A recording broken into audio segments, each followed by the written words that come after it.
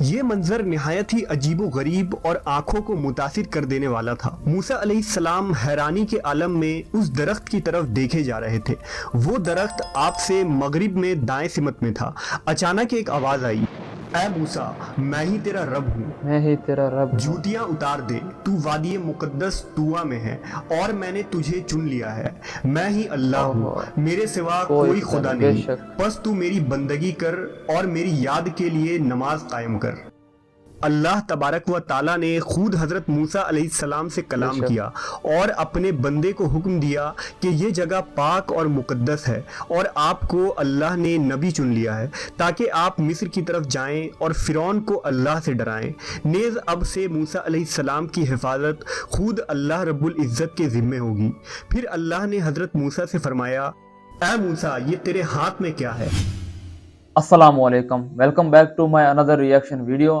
Guys, آج ہم ایک ویڈیو ریئیکشن کرتے ہیں کوہ طور کے بارے میں، جب اللہ تعالیٰ نے اپنے تجلی موسیٰ علیہ السلام کو دکھایا تھا۔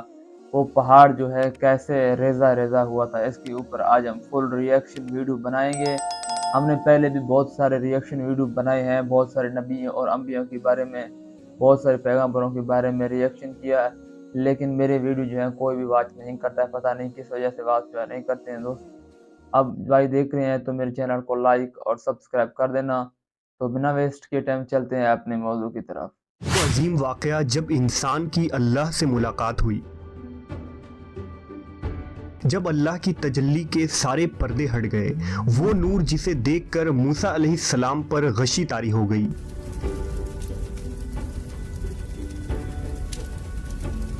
وہ کون سا مقام تھا جہاں اس کائنات کے مالک کا ظہور ہوا تھا؟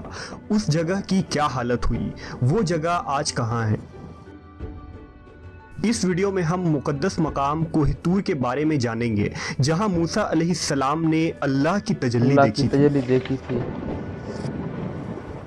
جب حضرت موسیٰ علیہ السلام کو مصر سے جلا وطن کیا گیا تو آپ مدین پہنچے، جہاں آپ نے حضرت شعیب علیہ السلام کی بیٹی صفورہ سے نکاح کر لیا اور وہیں بس گئے۔ مدین میں آپ 10 سال تک مقیم رہے۔ اس کے بعد موسیٰ علیہ السلام کو اپنے والدین اور لوگوں کی یاد شدت سے پریشان کرنے لگی، لہٰذا آپ نے مصر جانے کا ارادہ کیا۔ آپ نے رخت سفر باندھا۔ اس سفر میں آپ کے اہل خانہ بھی آپ کے ساتھ تھے۔ مدین سے مصر کا سفر ایک لمبا سفر تھا اور راستہ بھی خنکی اور بیابانوں سے بھری تھی۔ سفر کی ایک تاریک رات تھی، ہوا میں خنک تھی اور موسم سرد تھا۔ آپ علیہ السلام کوہ طور کی جانب بڑھ رہے تھے۔ طور اس راستے میں واقع تھا جو مدین سے مصر کی طرف جاتا ہے۔ جب آپ طور کے پہاڑ کے نزدیک پہنچے تو راستے سے بھٹک گئے۔ آگ کا بھی کوئی انتظام نہ تھا، ساتھ ہی آپ کے گھر والے، غلام اور بکریاں تھیں۔ سردی بڑھتی ہی جا رہی تھی، لہٰذا اس سرد رات میں ہواؤں سے محفوظ رہنے کے لیے آپ نے ایک جگہ پڑاؤ ڈالا۔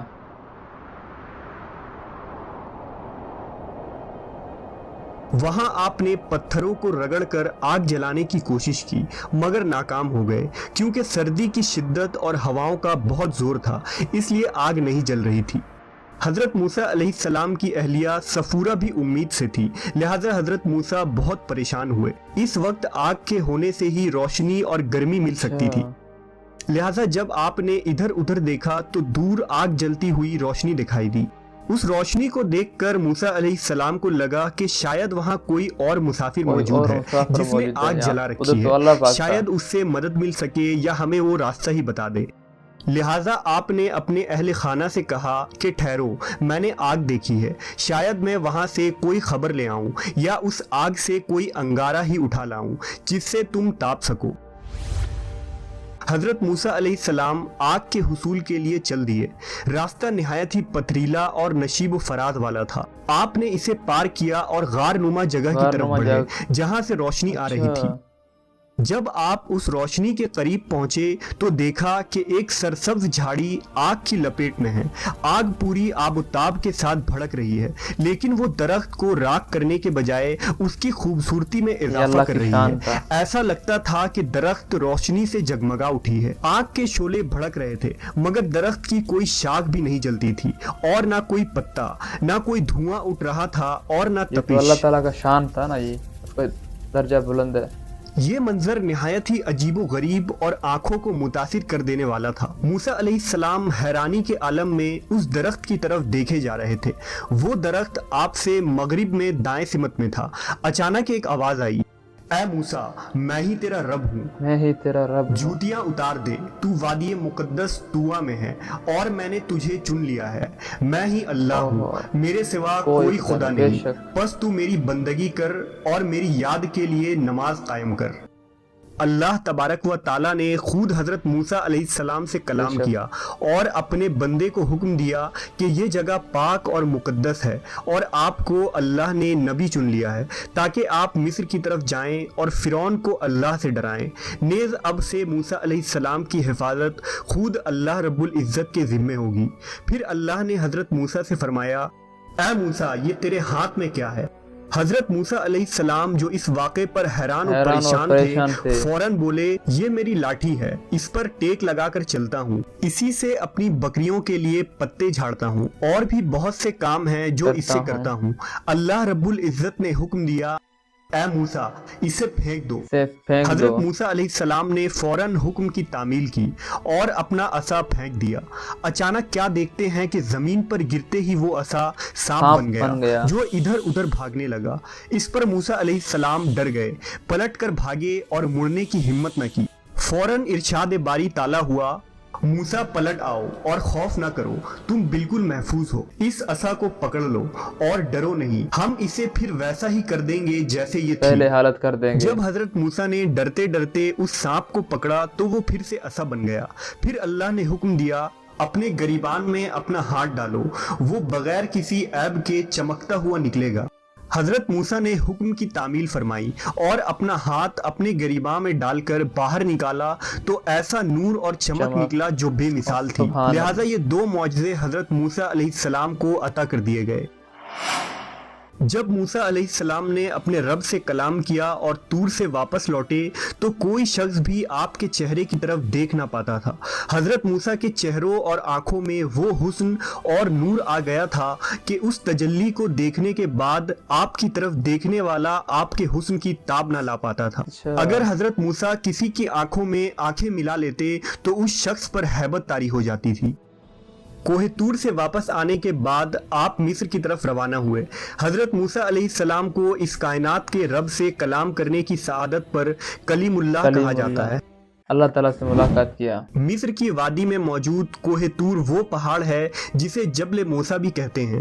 अल्लाह की तजल्ली को इस पहाड़ की चट्टानें बर्दाश्त न कर सकी और छोटी छोटी टुकड़ों में टूट गईं। अल्लाह की तजल्ली की वजह से ये पहाड़ आज बिल्कुल बेआब हो गया है। इस पहाड़ पर किसी किस्म की कोई पेड़ पौधे नहीं उगती, ना ही यहाँ कोई पानी मौजूद है। ये पहाड़ दुनिया का वाहिद पहाड़ है जो रोज 2 मुख्तलिफ दर्जा हरारत तब्दील करता है। सुबह के वक्त ये निहायत ही गर्म होता है और रात के वक्त बिल्कुल ठंडा होता है। ये पहाड़ रोज अपनी रंग में भी तब्दीली लाता है।